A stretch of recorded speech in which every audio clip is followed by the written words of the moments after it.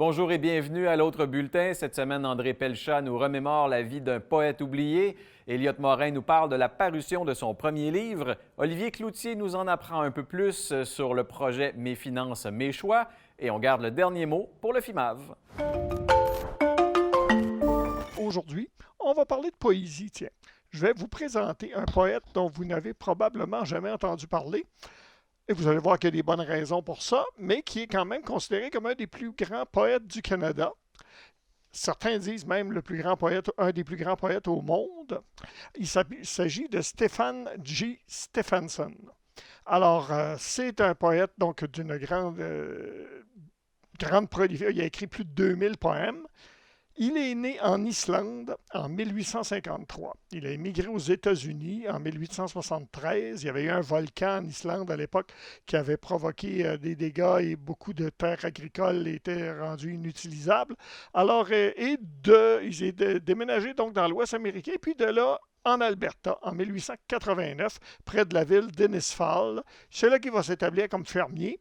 C'est un individu qui n'a pas une longue scolarité derrière lui, mais il se met à écrire des poèmes le soir et il va en publier énormément. Il y parle beaucoup de l'Islande, qui est sa terre natale, bien sûr. Il va s'intéresser beaucoup aux questions religieuses. Ça va d'ailleurs le mettre en difficulté avec l'Église luthérienne islandaise. Il va devenir jugé scandaleux par eux. Il va dénoncer les pasteurs, va dénoncer l'hypocrisie, la vanité, etc. Se considère lui-même comme agnostique. Après 1922, il ne pourra jamais se faire éditer au Canada, mais ça, il y a une raison très évidente. Il écrit en islandais. Donc, il est considéré comme un des plus grands poètes au monde de la langue islandaise. Et donc, au Canada, il y a un petit marché pour ça. Et en plus, comme il n'est pas en odeur de sainteté, les quelques éditeurs qui publient en islandais ne veulent pas le publier. Après la Première Guerre mondiale, il va prôner la révolution sociale, va avoir de la sympathie pour les bolcheviks, va soutenir dans l'Ouest un parti qui s'appelle les Fermiers unis de l'Alberta, qui va avoir un certain succès électoral. Il est vraiment un personnage controversé. Il est publié en 1920 à Reykjavik, en Islande, un de ses grands recueils qui s'appelle Vikslova, le sentier de la guerre. Ça rassemble des poèmes pacifistes, dont quelques-uns seulement avaient paru durant la guerre. Et lorsqu'on va vendre des exemplaires de son recueil à Winnipeg, ça va susciter des dénonciations énergiques. Il va mourir en 1927. Ses œuvres, comme je l'ai mentionné, parlent beaucoup de l'Islande. On peut voir des phrases comme les monuments croulent, les œuvres de l'esprit résistent. Aux rafales des ans, le nom des hommes s'efface, le temps oublie qu'il y a du mérite, les meilleures constructions de l'esprit, elles, persistent. La neige, marée bleutée, avait recouvert la moindre butte, le moindre creux, et les arbres glacés semblaient des spectres hagards venus des froides forêts de l'enfer. Donc, beaucoup naturalistes, etc. Sa maison, aujourd'hui, en Alberta, est classé monument historique. C'est, comme je l'ai dit, un des plus grands poètes, considéré comme un des plus grands poètes du Canada. Bien sûr, le truc, c'est que pour vraiment le lire, la poésie, ça perd toujours en traduction. Et pour vraiment le lire, il faudrait savoir lire l'islandais. Ça termine ma petite chronique de ce soir, qui voulait vous présenter un personnage peu connu, Stephen J. Stephenson. Elliott Morin, bonjour.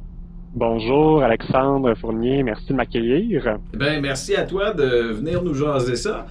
Tu viens de publier ton premier livre, en fait, à compte d'auteur. Parle-nous un petit peu de cette expérience-là. D'où est-ce que c'est parti la volonté de publier un livre? Ça fait très longtemps, hein? Donc ça c'est le résultat final, mon recueil de textes qui s'intitule « Ce n'est qu'une question de temps ».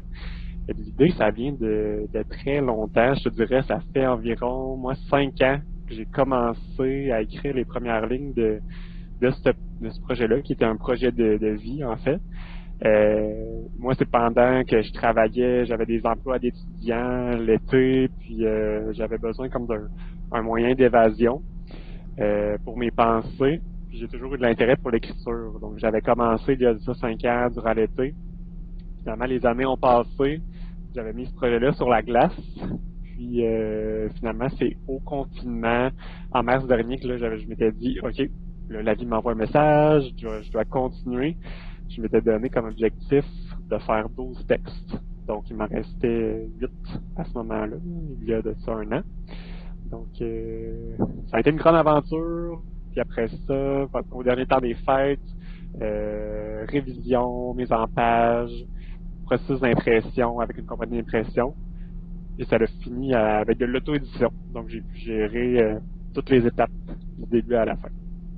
Et puis là, tu parles de plusieurs textes dans ton recueil. Comment est-ce que tu décrirais ton style littéraire? Comme on dit, je saute un petit peu du coq à l'âne. Donc, en partant d'une expression passe-temps, j'arrive avec une première idée. Cette idée-là m'amène à une autre. C'est sûr que j'ai fait un peu un remue-ménage avant de composer mon texte. Puis après ça, j'essaie d'associer les idées ensemble, les mettre dans un ordre un peu logique pour moi. Mais je comprends que ça peut paraître... c'est pas une trame narrative. Il était une fois, puis il y a eu beaucoup d'enfants à la fin. On n'est pas là-dedans. Donc, dans ce style mi-humoristique, qui porte à la réflexion, comme le côté un peu plus songé. Puis, j'alterne vraiment entre les deux. Certaines lignes, on a l'impression que je me pose des grandes questions de la vie, puis après ça, la phrase d'après, on se rend compte que, OK, est-ce qu'il a pris ça au sérieux parce qu'il y a une blague ou une anecdote humoristique qui suit, là. Maintenant que ton premier livre est publié, est-ce que tu as des projets pour d'autres publications? Je me la fais beaucoup poser cette question-là. En fait, j'ai pas d'autres idées d'écriture pour l'instant. Par contre, c'est sûr que vu que j'ai vécu le processus du début à la fin dans l'auto-édition, on pourrait parier là, que dans les 5 prochaines années, j'aurais peut-être d'autres idées, peut-être un nouveau livre, mais pour l'instant, pas pour l'instant. Ça viendra peut-être. Parfait. Les paris sont ouverts. C'est ça. J'attends les réponses. Puis pour les gens qui seraient intéressés à lire ton livre, où est-ce qu'on peut le trouver? Oui, donc mon livre, on peut maintenant se le procurer depuis un peu plus de 3 semaines au Bureau Pro Citation à Victoriaville. Donc, il est là en vente dans le rayon des auteurs de la région. Donc, mon livre, il est présentement là. Je peux être contacté aussi par Facebook en messagerie privée pour se procurer mon livre. Donc, ce sont les 2 options que j'ai. Excellent. Merci beaucoup, Elliot, et bon succès avec ton recueil. Merci beaucoup, Alexandre. Merci. Salut tout le monde, c'est avec un très grand plaisir que j'ai la chance de venir vous parler d'éducation financière, principalement du programme Mes finances, mes choix. Donc, je travaille au Carrefour Jeunesse Emploi Arthabasca comme conseiller en éducation financière. Et puis, mon objectif, c'est de rencontrer le plus de jeunes possible, 16-35 ans, pour leur parler d'éducation financière. Pourquoi 16-35 ans? Pourquoi l'éducation financière? Au secondaire, on a souvent quelques petites implications financières qui sont minimes. Donc, le cellulaire, le permis de conduire qui va peut-être arriver, premier véhicule, certains vont avoir des mopettes.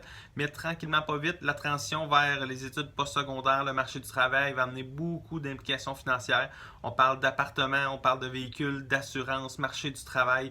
Donc, plusieurs transitions, les dépenses vont augmenter, les revenus vont augmenter. Qu'est-ce qu'on fait avec ça? C'est pour ça que Mes finances, mes choix est là, pour venir parler avec eux là, de différents modules. Et puis, le premier module auquel on s'attarde, c'est le budget. On a 6 grands objectifs lorsqu'on veut travailler un budget. Le premier est de venir réduire le stress. Donc, savoir où est-ce que va notre argent, savoir à la fin du mois, est-ce qu'on est dans le positif, est-ce qu'on est serré. La deuxième, c'est de venir régler nos dettes, soit à échéance ou plus rapidement possible. Donc, on sait, lorsqu'on a des dettes, c'est certains frais. Si on les paye en retard, il y a de l'intérêt qui s'ajoute à tout ça. Troisième raison, et c'est ma préférée, celle-là, savoir où va notre argent, puis également mettre notre argent selon nos valeurs. Donc, trop souvent, on dépense un peu à gauche, à droite, on ne regarde pas trop et à la fin du mois, on dit « Colin, OK, je ne pensais pas avoir dépensé autant dans certaines structures financières. » Toujours intéressant de savoir notre argent va où. Quatrième élément, se fixer des dépenses. Donc, selon certains critères, on peut se dire, OK, moi, je veux mettre ce montant-là maximum en alimentation. Je veux mettre ce montant-là maximum pour la télécommunication et tenter de les respecter le plus possible. Réduire certains coûts, économiser. Donc, oui, après certaines années, on voit certains forfaits qui continuent de rouler. On ne s'est pas trop posé la question. Mais des fois, prendre le temps de s'asseoir, regarder, OK, est-ce que mes contrats répondent vraiment à mes besoins? Est-ce que j'en ai réellement besoin? Donc, ça peut venir des fois le recadrer certaines de nos dépenses qui vont nous aider au niveau du budget. Puis finalement, vivre selon nos moyens. Donc, on peut des fois être facilement influencé, des fois se recentrer un petit peu, voir qu'est-ce qui est réellement mes besoins, est-ce que je dépense beaucoup trop, est-ce que je suis à l'aise avec ce que je fais. Donc, c'est des belles solutions, des beaux moyens de regarder notre budget finalement. Lorsqu'on débute un budget, première chose, c'est de rassembler toutes les informations et de se créer un objectif. Si on n'a pas un objectif clair, ça va être plus difficile d'être très discipliné dans notre budget. Si on a des objectifs qui nous tiennent à cœur, là, ça va être plus facile. Donc, on réunit les informations tout ensemble. Deuxième étape, on va venir placer nos dépenses fixes à chaque mois. C'est quoi nos obligations? On va y ajouter nos dépenses variables pour finalement avoir un portrait réel de notre budget. Avec ce portrait-là, on peut dire, OK, c'est ça ma situation. Est-ce que je suis à l'aise avec ça? Est-ce que je veux travailler plus à gauche, plus à droite? Qu'est-ce que je veux réellement?